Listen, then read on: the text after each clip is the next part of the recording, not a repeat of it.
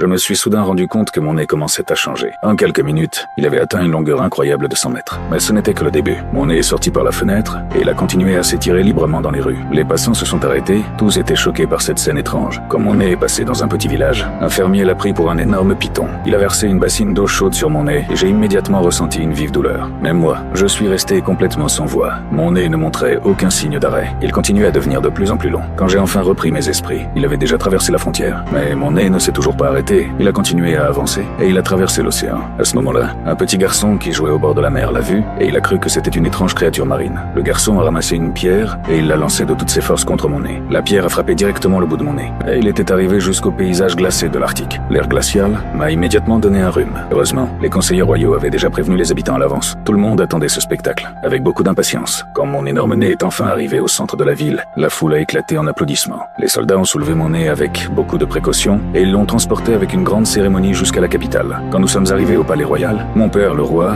s'est avancé en tenant une médaille de l'amitié. Sans la moindre hésitation, il a accroché la médaille directement sur mon nez.